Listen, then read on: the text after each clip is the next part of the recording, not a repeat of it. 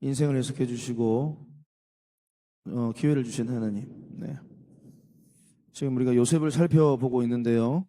요셉이 보디발의 집에 노예로 팔려갔는데 거기서 최선을 다합니다. 주어진 상황 속에서 신실하신 하나님을 붙들고 자기 인생이 어떻게 될지 한치 앞을 알 수 없지만 그럼에도 불구하고 최선을 다해서 애를 쓰고 수고하고 그리고 가정 총리까지 올라가죠. 그런데 결국은 보디발의 아내의 모함에 빠져서 억울하게 감옥에 갇히게 됩니다.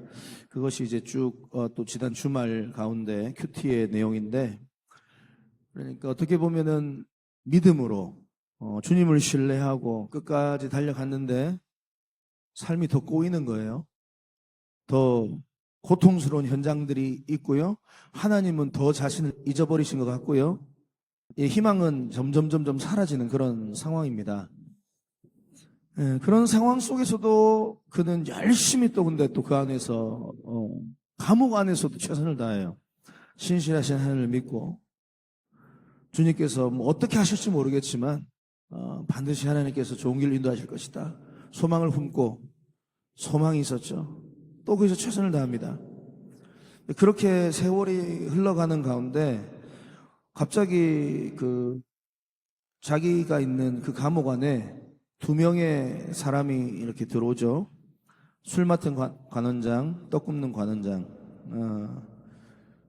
이 들어와서 같이 지내다가 꿈을 꾸죠. 그 사람들이 서로 다른 꿈을 꿉니다.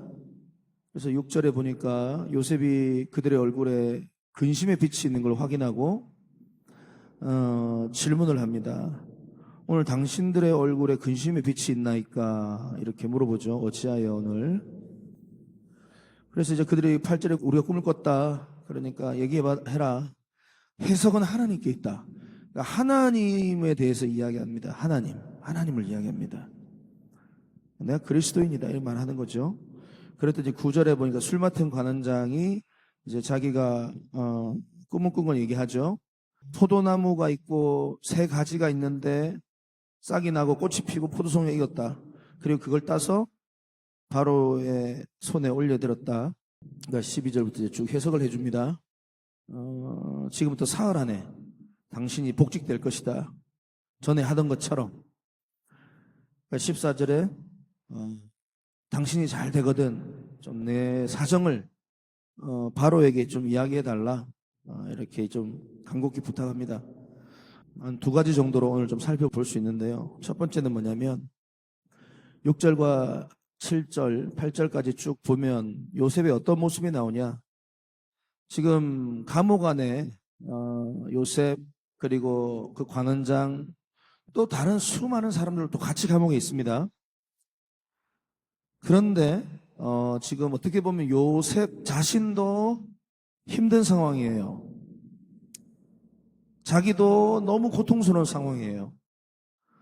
자기도 지금 괴로운 상황이에요.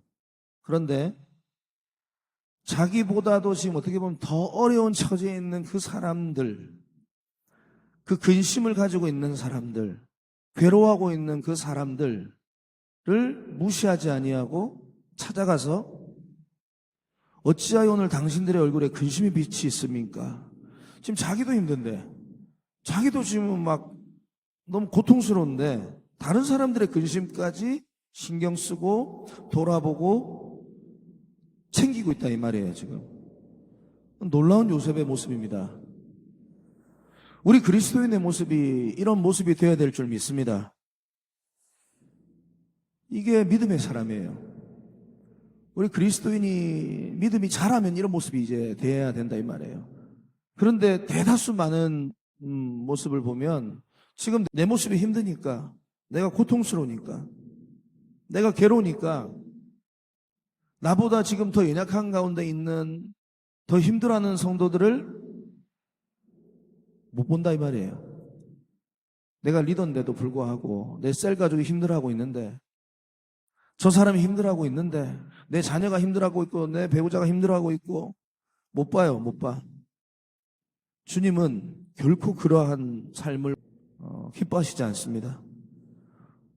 우리가 아무리 힘들고 어렵고 고난 가운데 처했다 할지라도 언제나 예수님의 마음으로 힘든 자들, 근심 가운데 있는 자들, 말 못하고 끙끙거리고 있는 자들에게 먼저 찾아가서 그들에게 손을 내밀어 줄 수 있는 성숙한 그리스도인 되시기를 바랍니다.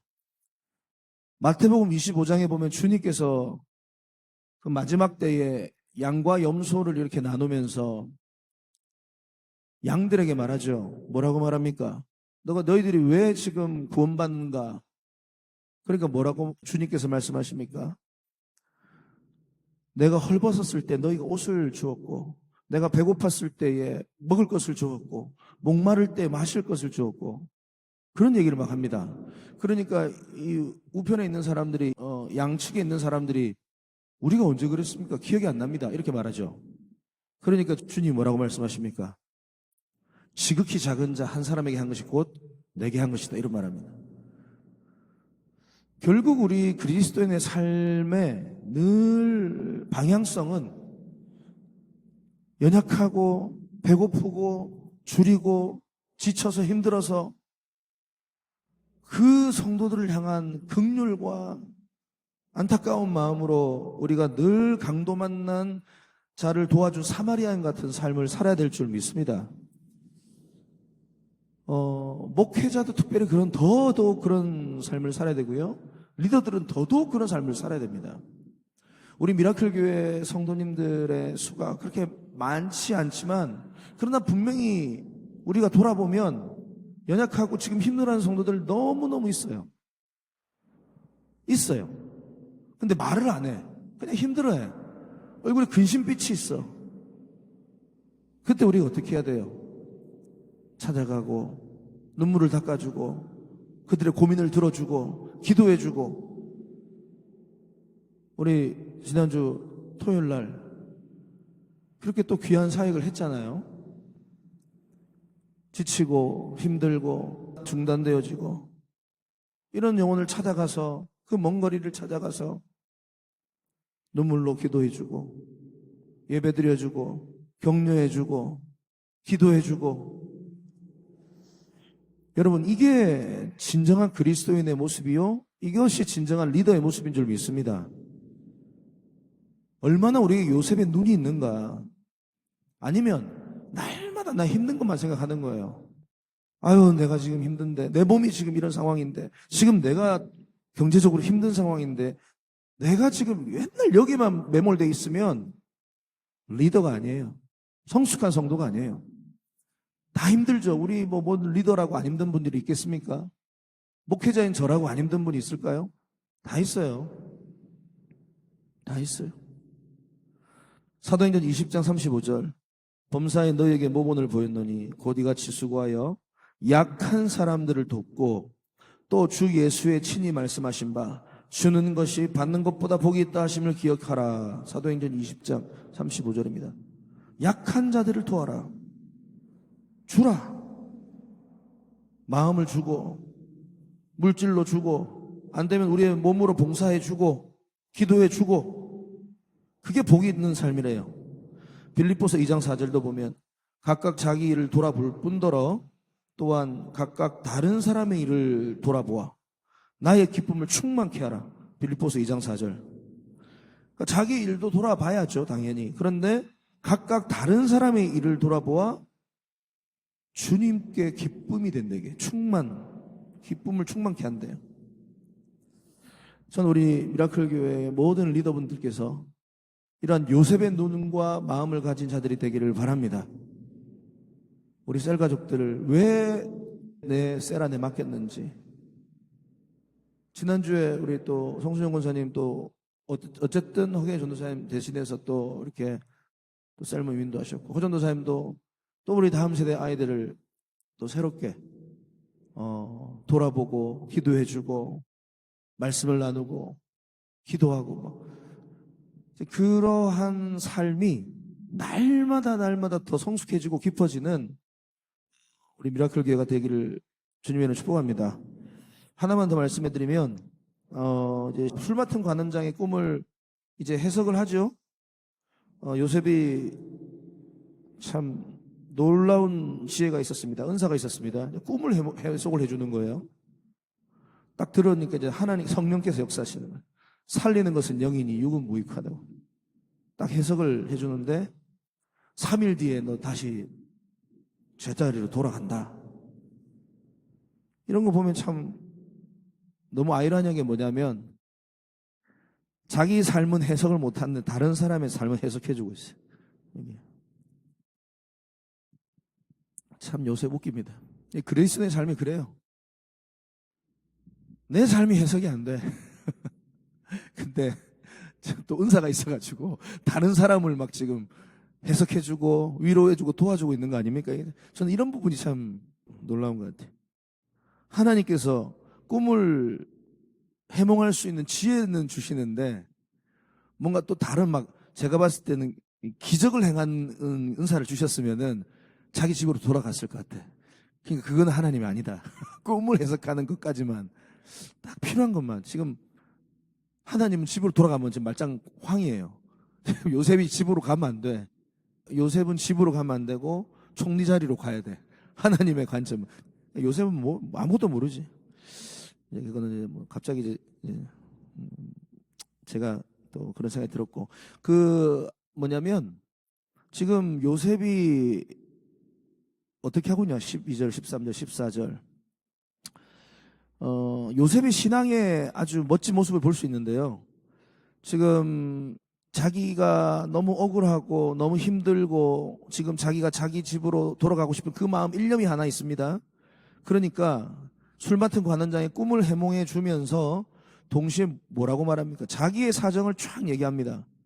바로에게 제발 내 사정 좀 얘기해 주셔가지고 좀 이 집에서 나를 좀 건져주세요.